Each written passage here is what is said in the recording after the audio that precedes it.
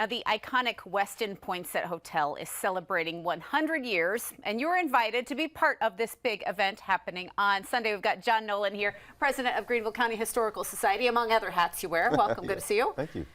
First, this celebration has a lecture. You're giving the presentation, and you're highlighting some of that fascinating history of the Poinsett Hotel. How exciting is that? It's once in a lifetime. Yeah. Because, I mean, not very many things turn 100 years old in Greenville buildings, and so that's very exciting. And it's got a fascinating history. The 12-story Poinsett Hotel, one of the first skyscrapers in Greenville, named for Joel Poinsett. And what was happening in those days? Yeah, so the reason it was built is really connected to the textile industry. We had all these mills open, and we were awash with money, and we had big events coming to town, and we needed more hotels. Yep. And that's, you know, there it stands today in its glory, very similar to what it was before. Getting into some of the images that you shared with us too. You've got images showing the Poinsett Hotel being built in 1924, the opening of it in 1925, and there are also historical events like Amelia Earhart's visit. Tell us about that while we look at photos. I mean, this is during the 1930s, during the Depression, so it was kind of cool to have a world-known celebrity come to Greenville, and the American Legion had invited her, and so she stayed at the nicest hotel in town, and that was the Poinsett. So yeah. Any other notable guests? We've had some famous people staying at Poinsett over the years. Liberace stayed there in the 60s, John Barrymore. Yeah, in more recent times, I mean, if there's a celebrity coming to Greenville, they're staying at the Poinsett. Yeah, and there's something just special. It's timeless. You walk into those revolving doors, they're taking care of everything. You've got another batch of pictures you shared with us. This one is late 60s, featuring a swimming pool. And this is a real sign of the luxury that was happening on that parking structure. Yeah, it was right on top of the parking deck, and yeah, brought a new dimension to the hotel. There's a coffee shop inside, Sugar and Spice.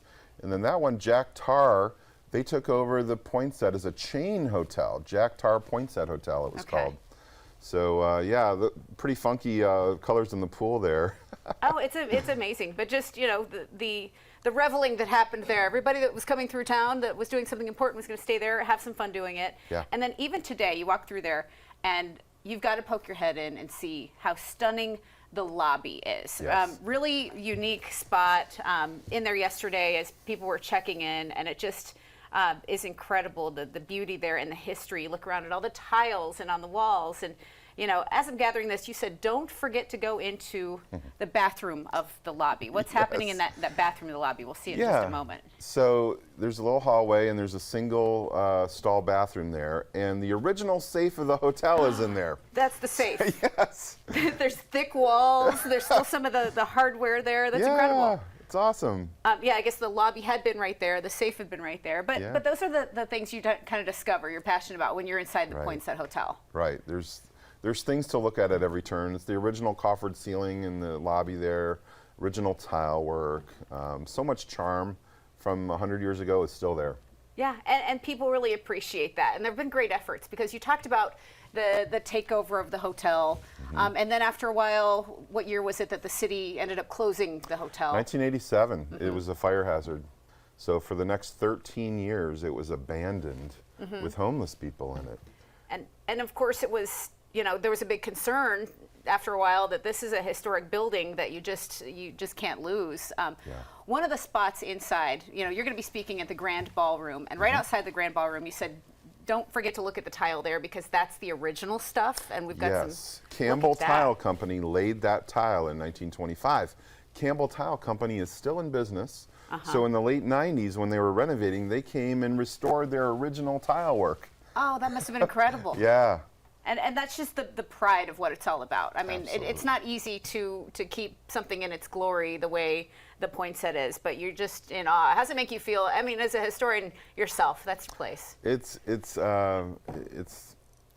better than, you know, I can describe, because it's living history. And people can get in touch with it, and that's what I like to do on my tours, is get people in touch with history. And with this building, you're walking into it and seeing it still there.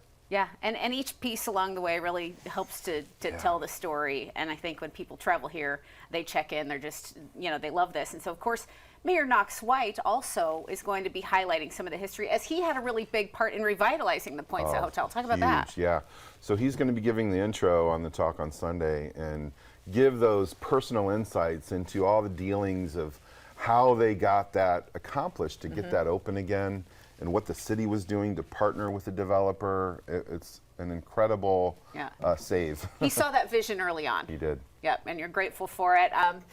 We'll put that information on screen, but any history tours, any updates that we should know about for people that want to see the city that way? Well, I'm doing them all summer. Yep. I got a heavier schedule this summer, so sign up. I got 8 different historic tours and 6 different food tours. Awesome. Well, we look forward to Sunday, Weston Poinsett's 100-year anniversary, just a remarkable milestone. It is presented by Greenville County Historical Society this Sunday, 3 o'clock at the Weston Poinsett. Admission is free, but registration is required. We'll have a link to that, plus a link to Greenville History Tours on accesscarolina.com.